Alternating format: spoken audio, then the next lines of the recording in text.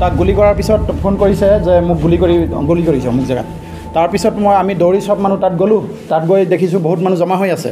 মুঠতে এতিয়া কথা হ'ল, তেলিপাৰা বজাৰৰ পৰা ঘৰ আহি থকা অৱস্থাত আজি চাৰিওফালে মানুহৰ ঘৰে আৱৰা, সেইখিনি জেগাত এই আক্ৰোশমূলকভাৱে কোন দুৰ্বৃত্তই গুলিয়ালে জহুৰুল ইছলামক, এইটো বৰ তাৎপৰ্যৰ বিষয়।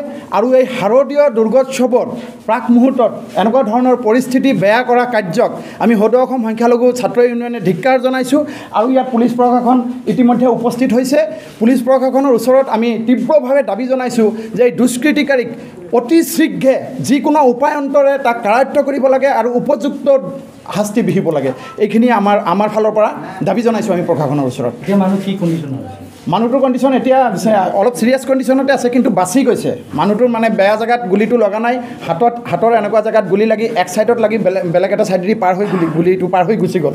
গতিকে এনেকুৱা ধৰণৰ কাৰ্য গাঁৱৰ ভিতৰত, কোনো চহৰো নহয়, গাঁৱৰ ভিতৰত সন্ধিয়া সময়ত বজাৰৰ পৰা অহা সময়ত যদি কোনোবাই এনেকৈ গুলিয়াব পাৰে, তো সেইখিনি কথা এতিয়া প্ৰশাসনৰ ওচৰতো আমাৰ দাবী যে প্ৰশাসন ব্যৱস্থাটো অলপ ইয়াতকৈ তীক্ষ্ণ হ'ব লাগে বুলি আমি এটা দাবী জনাইছোঁ। কাৰণ কটকটীয়া নিৰাপত্তা হ'ব লাগে। কাৰণ আপোনালোকে জানে সন্মুখতে দুৰ্গা পূজাৰ এটা উৎসৱ আছে। সেই সময়ত সেই দুৰ্গা পূজাৰ প্ৰাকখনত এনেকুৱা ধৰণৰ পৰিস্থিতি যদি অনিয়ন্ত্ৰণত আহে, তেতিয়াহ'লে অৰাজকতাটো বাঢ়ি গৈছে বুলি আমি ক'ব লাগিব। ডাউট এতিয়ালৈকে আমি একো ক'ব পৰা নাই।